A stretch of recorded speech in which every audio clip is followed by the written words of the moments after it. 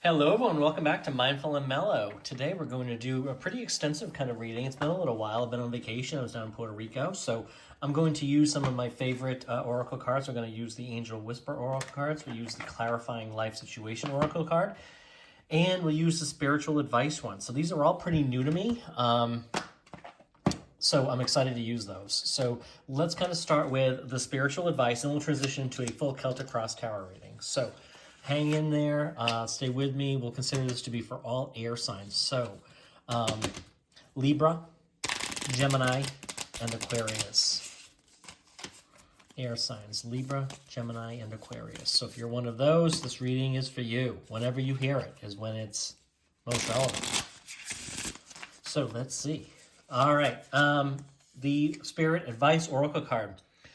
Be kind to yourself and others. Compassion, empathy, love, and kindness.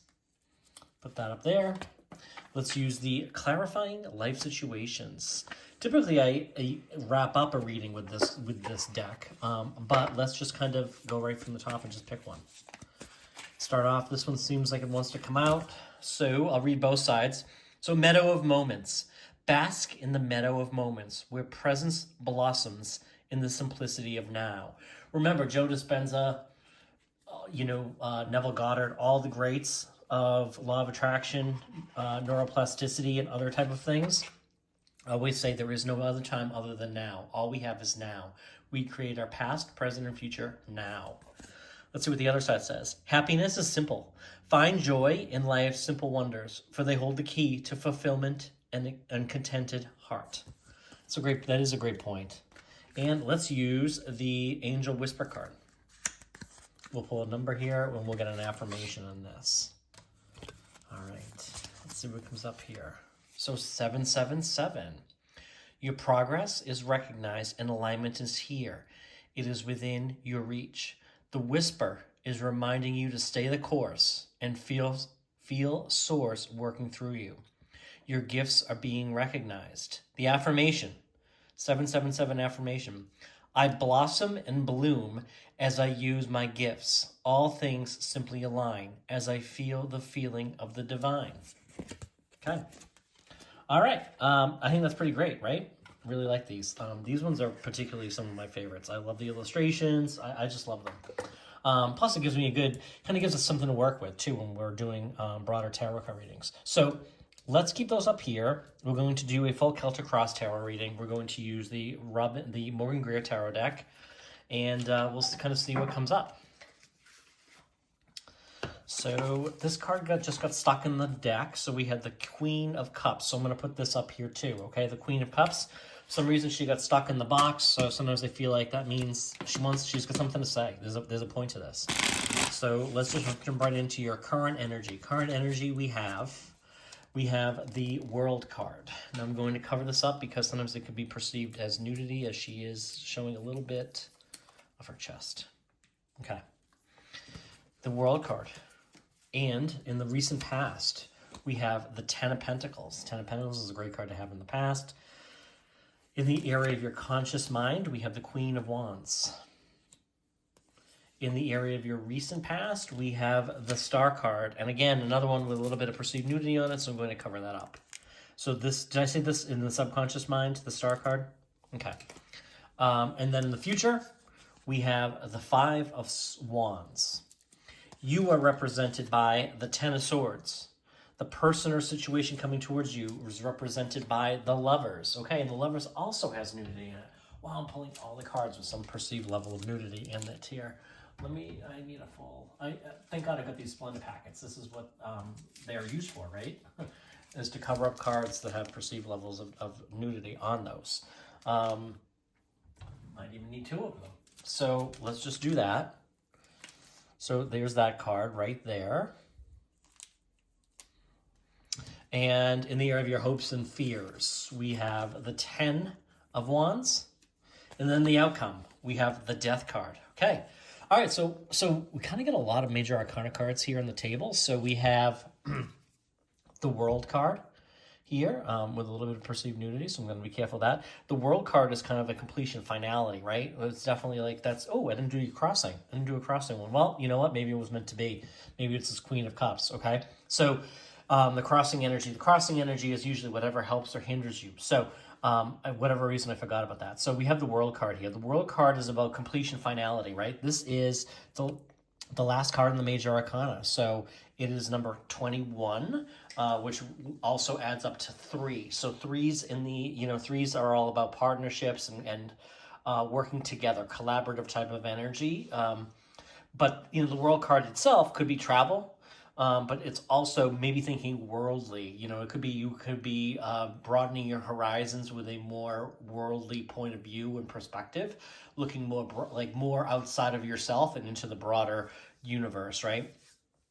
Certainly one of the things that I'm feeling here. We also have the Star card on the table here. So, but in your recent past, we have the 10 of Pentacles. The 10 of Pentacles, this is all about financial security and stability. So if you found yourself feeling very comfortable with your financial stability, your ability to attract and earn more money, that flow of abundance coming to you, if you have been tuned into that, tuned in, tapped in, turned on, as Esther Hicks says, you might be feeling that abundance, and maybe you've received some additional, some bonus, maybe some, it's the beginning of the year, so it could be like you could also have received a, a raise at work, but this could also just be like additional funds and security. So you're definitely in a strong position with the 10 of Pentacles, both financially, but also just in your comfort level too, right? Maybe, you've recognized that like when you spend money, money flows to you easily. It takes money to make money. It takes money is energy, so it has to be spent. And oftentimes one of the affirmations I say to myself, money I spend comes back to me multiplied. Okay. So like I said, with the World card, you're getting like your current position, you're in a very strong position with this World card. And if the Queen of Cups is crossing you, the Queen of Cups is somebody she's very confident and secure, but she's also just very comfortable she's comfortable in her own skin is kind of what I'm getting here. And she's also just, secure, and she has a very feel-good vibe to her. The Queen of Cups is also secure in her emotions and her feelings. She expresses herself clearly. So perhaps this is you, right? Maybe you've been expressing yourself a little bit more clearly. Maybe you've been a little bit more expressive, right? And maybe you have, asked for that raise. You've justified raising your prices for your services, whatever the case might be. You might be doing that.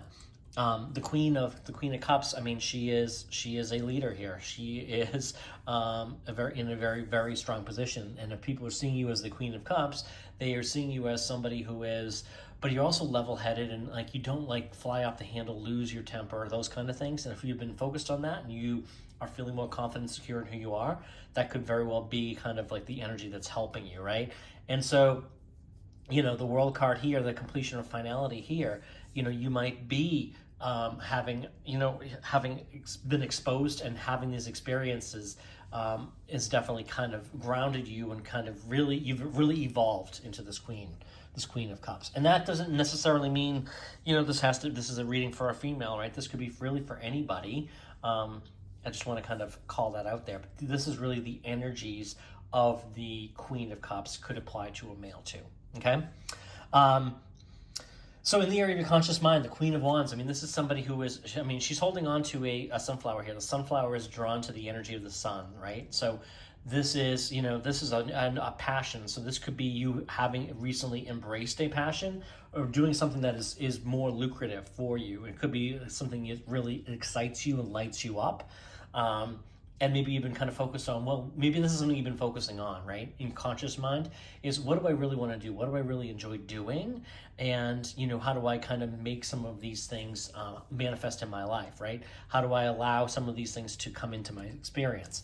In the subconscious mind, we have the Star card, which I'm covering up with the Splendid packet because there is a perceived degree of nudity on here, and it won't post sometimes to YouTube and some of the other social media applications. It's ridiculous, but it is what it is. The Star card is up like your North Star, is being focused, okay? So she is focused. She is the Queen of Wands. She is She's a business person. I mean, I know this isn't the Pentacles, but she is a business person. She is focused on the goal. She's focused on the end state that she really truly desires. And this is your North Star, making that wish. This could also be a time where a wish might be coming true. Your mind and your body, so meaning your mind being the conscious mind, your body being the subconscious mind represented by the star, this could be very strong alignment, and you might be focused on that wish. And you might also be like aligning.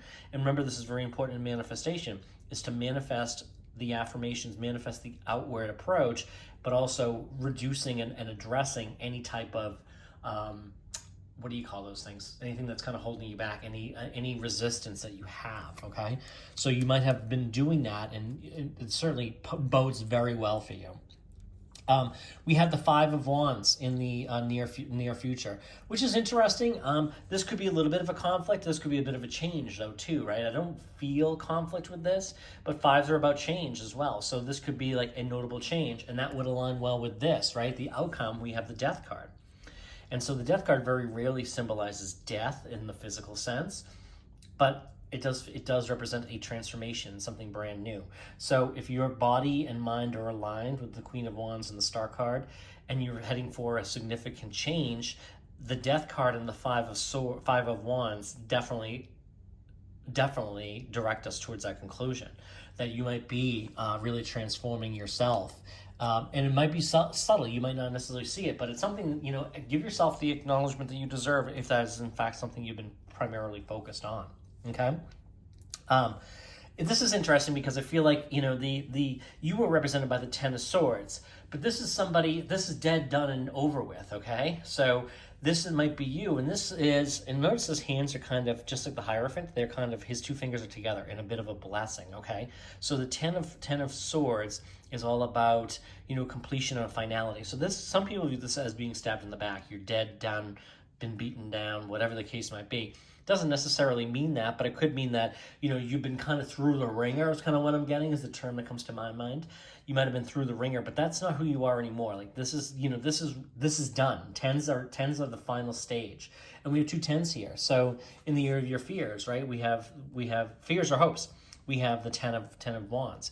You after being beaten down, you might be fearful that it's going to continue, it's going to go on and on. The Ten of Wands, I mean, he is exhausted. But he has finally reached. We don't see it in this card. We see it in the traditional decks. He's finally reached his home. His home is finally like in the background. He's finally reaching the end of this arduous trek that he's been on. Okay, this adventure or whatever it is, and he's been burdened down by all of these wands that he's been carrying. So you've been beaten down, and you might be fearful that it's going to continue, but you know what? You're at the finish line. It's over. It's dead, done, and over with. And that aligns very well with this Death card here. So, the Lover's card, I'm not going to pick it up because there's some pursuit nudity on there, and I don't want to move my Splenda cards, but my Splenda packets. But the Lover's card is the person's situation that is represented by you. This is the Gemini card. So this is a reading for air signs. So if you are a Gemini, this is representing you. But it's also the Lover's card. So it's a phenomenal match. It's like a match made in heaven. It might be the match you've been wishing for with this Star card in your subconscious mind. You might have been dreaming, kind of visualizing, and also getting clear on what it is that you want in a partner. And that person could be manifesting and stepping into your life now, okay? That would be this person or situation. So it could be a wonderful match. Certainly, if you get an offer to go on a date or do something, do it. Because this certainly bodes very, very well and very nicely for you. So like I said, I think, the fears is that, anything you've been kind of through is going to continue, but that isn't you anymore.